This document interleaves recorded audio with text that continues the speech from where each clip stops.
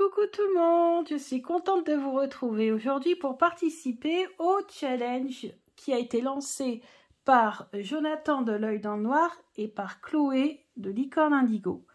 Alors le but, l'objectif, c'est de montrer un jeu de société qu'on a détourné à des fins divinatoires. Et en fait, il s'avère que j'ai un jeu de société que j'ai acheté uniquement à des fins divinatoires. Ce jeu de société s'appelle Il était une fois. Donc déjà la boîte elle est jolie avec du vernis sélectif sur les côtés. Ici c'est en relief. Et c'est un jeu narratif. Donc en fait il y a une règle du jeu à l'intérieur. Donc ça s'ouvre comme une boîte de cartes. Et on a la règle du jeu. Alors la règle du jeu elle consiste en quoi ? L'objectif, c'est de raconter une histoire à l'aide des cartes qu'on va piocher, qu'on aura dans notre main. L'objectif, c'est donc de finir son histoire et surtout d'utiliser toutes ces cartes. Bien sûr, les adversaires peuvent nous bloquer avec des cartes de blocage ou si le récit finalement est un petit peu alambiqué et qu'il y a un problème dans le récit. Ou si jamais on fait des listes pour pouvoir enlever toutes ces cartes. Donc voilà, donc ça c'est le but du jeu. Je vous mettrai le lien vers une règle du jeu beaucoup mieux expliquée, etc. Puisque moi personnellement le jeu, c'est pas mon objectif, mais je sais que c'est un jeu qui est pas mal pour apprendre à raconter des histoires, à faire aller son imagination. Et c'est même utilisé par des professeurs apparemment, j'ai lu ça quelque part, pour aider justement les enfants à raconter une histoire. J'ai trouvé ça intéressant. Donc vous voyez, c'est détourné pour l'enseignement. Et moi, je vais le détourner à des fins divinatoires. Donc, comment il se présente? Donc, vous avez l'intérieur du jeu. Donc, il était une fois, c'est le nom du jeu. Donc, et vous avez des cartes, beaucoup de cartes. Vous avez beaucoup de cartes. Alors, j'ai déjà trié parce qu'il y a des cartes. Alors, il y a plusieurs types de cartes. Alors, ça va s'arrêter là. Je vais vous expliquer après. Hop. Voilà, ici. Alors, vous avez deux catégories de cartes. En plus, on peut bien les distinguer avec le dos. D'ailleurs, vous voyez le dos. En fait, limite, on dirait des oracles, parce que le dos est magnifique. Regardez. C'est un dos magnifique, je trouve. Donc, on a un dos avec la jeune fille. Et puis, on a un dos avec un chevalier, un prince. Voilà. Donc ça, c'est le tas de cartes de fin d'histoire. C'est la carte qu'on doit on doit piocher, qu'on doit mettre à la fin pour terminer son histoire. D'accord ? Mais moi, ce qui m'intéresse, c'est ce premier paquet-là. Parce que dans ce paquet-là, vous avez différents types de cartes. Vous avez des cartes de lieu. Vous avez des cartes interruption. Donc là, il peut y avoir un problème, un blocage. Vous avez des cartes de personnages. Vous en avez beaucoup. Vous avez des cartes d'événements. Interruption. Vous avez des cartes d'objets. Et là, vous avez compris qu'en fait, des cartes d'aspect, c'est les adjectifs minuscules, méchants, etc. Et vous avez compris que, en fait, le but, c'est de créer une phrase divinatoire à l'aide de ces cartes. Alors, si on tombe sur une carte interruption, ça veut dire que c'est là qu'il y a un blocage. Donc, on verra bien. Est-ce que c'est dans le lieu qu'il y a un blocage? Est-ce que c'est au niveau du personnage qu'il y a un blocage? On verra bien, puisqu'on a des cartes interruption pour tout, pour les événements, pour les lieux, pour les personnages, pour beaucoup de choses. Alors, je n'ai pas trié. Bien sûr, il y a des cartes que je vais retirer, les cartes qui ne m'inspirent pas. Là, voilà, on va mélanger. Donc, j'ai mélangé comme ça en cas où, parce que pour tout vous dire, je l'avais, mais je l'ai très peu utilisé à des fins divinatoires. Et quand Chloé et Jonathan m'ont parlé, on parlait de ce challenge sur les réseaux, tout de suite, je me suis montrée extrêmement emballée. Et tout de suite, je me suis dit, je vais montrer le jeu Il était une fois que j'ai acheté justement à des fins divinatoires. Alors il faut savoir que j'ai même acheté l'extension, alors pour vous dire, hein, ça. Donc je l'ai acheté au mois de décembre, mais je ne l'ai jamais vraiment utilisé parce que en mois de décembre j'ai reçu plein de cadeaux des jeux de cartes, de vraies cartes de cartomancie. Et du coup voilà, donc ça fait que ce jeu là je ne m'en suis pas beaucoup servi. Donc là le but ça va être de tirer des cartes et de constituer une phrase divinatoire. Donc on va bien voir ce que ça va donner. Je coupe, j'étale et je vais tirer. Alors là on tire le nombre de cartes que l'on souhaite, je vais en tirer 5. Donc je demande c'est un exemple, hein. On va essayer de faire une phrase. Alors, on a un personnage, un ennemi. Événement, qui organise? Déjà, les deux cartes se suivent. Un ennemi est en train d'organiser quelque chose. Une église, alors... c'est une carte d'interruption, c'est une carte de blocage. Donc l'église, c'est un monument religieux. Ça peut nous parler de religion ou de spiritualité. Ou de construction de spiritualité. On a un garde, encore un personnage. Et on a une tour.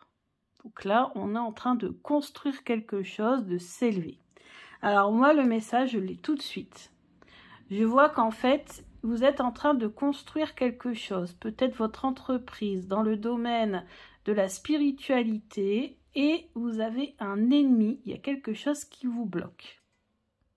Vous voyez, c'est parlant quand même, hein.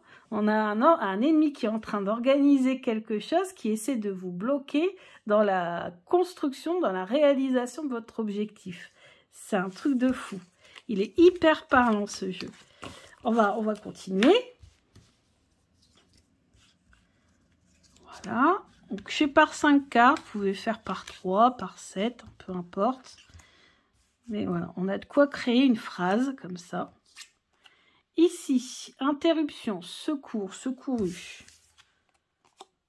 On a amarré. Donc, amarré, c'est là où l'eau stagne. Du feu. Ok. Forêt. Tiens donc. Ceci prend vie. Alors, moi, je vois qu'il va y avoir peut-être un incendie, un feu de forêt, quelque part.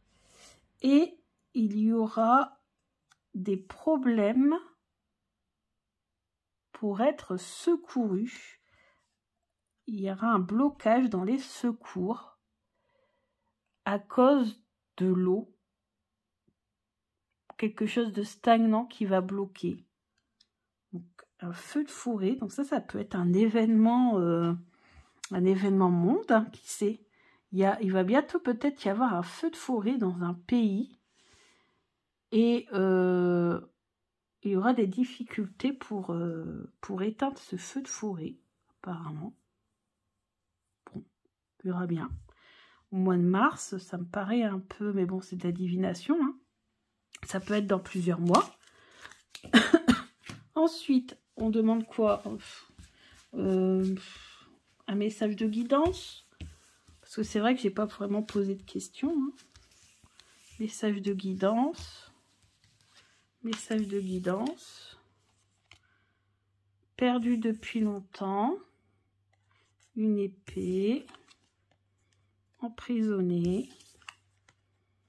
Ça se casse. Interruption encore. Alors ici, ici dans un royaume, donc il y a un royaume qui est bloqué. Donc un royaume, c'est un pays. Un pays est bloqué par toutes les destructions. Il y a la combativité ici. Alors, est-ce que c'est pas quelqu'un qui va être emprisonné, un combattant qui va être emprisonné? Son pays est en train de... Ah, Ah ouais, je vois ce que ça pourrait être. Ça peut être encore un événement monde. Donc, ou alors quelqu'un qui va être... On va l'empêcher de pouvoir se battre. Il va rester emprisonné, il va rester coincé. Pendant que son pays est en train de... Regardez, les illustrations sont quand même super intéressantes, je trouve. Donc on a un véhicule qui est en train de... Un accident de véhicule, destruction. Là, un royaume aussi. Un royaume qui est en train d'être détruit. Royaume, ça veut dire pays. Ouais. Bon, pour l'instant, on n'a que des événements... Enfin, on a eu 2 événements monde et... On continue. Mais très très parlant ce jeu. Et j'ai pris l'extension. Alors l'extension c'est plus sur les pirates, d'après ce que j'ai vu. On a une tempête, une fenêtre, heureux, mari ou femme, et un livre. Alors ici, je vois qu'il y a peut-être un couple qui était en pleine tempête, donc entre guillemets, qui était peut-être en train de se chamailler. Et finalement, il y a une ouverture, il y a possibilité pour ce couple d'être à nouveau heureux. Et puis de pouvoir peut-être, le livre, ça peut être les engagements aussi, hein, signature de contrat. Donc là, on a un genre de gremlins, de lutin, qui est en train d'arracher des pages. Donc c'est peut-être tourner la page. Donc en fait, il y a possibilité pour un couple d'être à nouveau heureux s'ils sont capables de tourner les pages, la page du passé en fait. Hein. Ouais. Arracher même carrément la page. Voilà. Possibilité de rester marié, de rester mari et femme. Donc là, c'est un tirage plutôt sentimental. Donc vous avez vu, j'ai pas posé de questions, mais c'est génial. Il est génial. C'est un jeu de société dont le but c'est de voilà de créer des histoires. Ça s'appelle donc Il était une fois. Magnifique, à la limite on dirait un jeu d'oracle ou de tarot. Vous voyez, c'est une boîte aimantée. Et en fait pas du tout. C'est un jeu de société qui se joue à partir de 3 personnes, je crois. Voilà, jeu narratif, coopératif, stimule l'imagination. Je sais que ça va plaire à Chloé, ça, parce que Chloé adore stimuler son imagination. Je ne sais même pas si elle connaît ce jeu. Et voilà, c'est à partir, ouais, c'est ça. C'est à partir de 10 ans, ouais, quand même, hein, parce que je pense que les plus jeunes auraient peut-être du mal et resteraient coincés dans la création de leur histoire. De 3 à 5 joueurs, et ça dure environ 45 minutes. Voilà. Donc, écoutez, je vous mettrai la règle du jeu en barre d'infos. Et je ne sais pas si vous connaissez ce jeu. Hein, donc, alors, c'est vrai que je ne l'ai jamais utilisé en vidéo. Voilà, mais j'ai trouvé l'idée sympa. Et franchement, je l'ai acheté vraiment au mois de décembre. Parce que j'avais envie de le détourner à des fins divinatoires. Et pas forcément pour le challenge ou quoi que ce soit. Alors j'ai traîné à le faire le challenge parce que j'avais beaucoup de vidéos à faire et très peu de temps. Donc du coup voilà. Mais bon. Donc ça s'appelle Il était une fois. Et franchement c'est génial. Alors c'est vrai que nous on n'a pas tiré ces cartes là. Mais ces cartes là sont les cartes de fin. Et à l'heure qu'il est, il danse encore dans le palais. Et les habitants du royaume se réjouirent de la fin du règne de tyran. Malgré son horrible crime, le roi accepta d'épargner sa vie. Son courage l'avait rendu riche.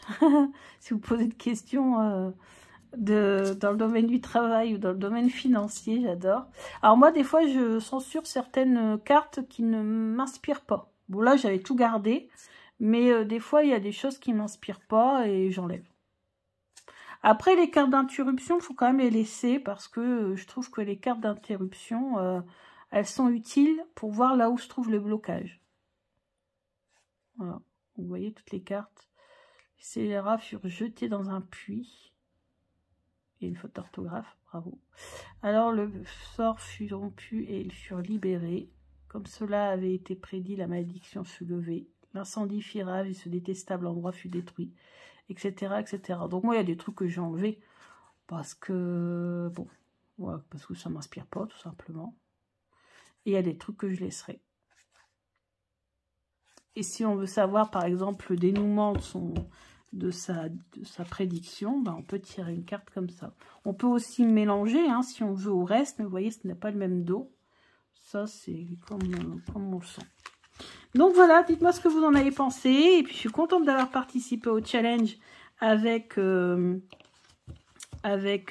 Chloé et puis avec Jonathan. Il y a d'autres jeux que j'ai détournés à des fins divinatoires.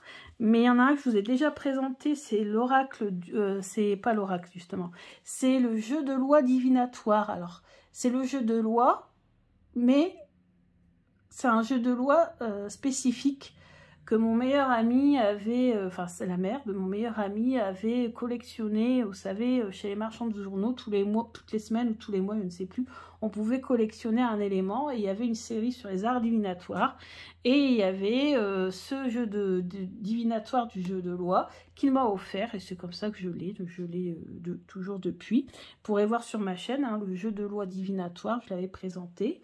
Il y a d'autres jeux, mais je triche parce que j'utilise aussi des oracles. Par exemple, j'utilise la bonne paye pour avoir mon plateau du mois. Et je mets les cartes dessus. Bien sûr, j'utilise les cartes Mysterium parce que c'est Jonathan qui me l'avait fait découvrir ce jeu. Qu'est-ce que j'utilise aussi à des fins divinatoires? Le plateau d'Harry Potter, le Cluedo Harry Potter. Et j'utilise mon tarot Harry Potter. Donc là, je triche un peu parce que théoriquement, la règle du jeu, c'est détourner des jeux de société, mais sans utiliser oracle et tarot. Donc si vous présentez comment je détourne, pourquoi je le ferai peut-être, je vais peut-être faire une entorse, j'aime bien faire des entorses, moi, au challenge. Je vais peut-être vous présenter mon plateau Harry Potter et comment je m'en sers avec le jeu de tarot Harry Potter, parce que j'ai un jeu de tarot Harry Potter que j'ai payé une blinde qui est venue des États-Unis, qui se vend d'ailleurs un petit peu en sous-main parce qu'il n'y a pas la Warner Bros qui est accepté la vente officielle. Donc voilà. Bon, bref, j'arrête là. Hop, je vous remets la boîte. Il était une fois. Comment développer son intuition, son imagination grâce à ce jeu de société. Voilà, voilà. Allez, je vous fais de gros bisous et je vous dis à bientôt.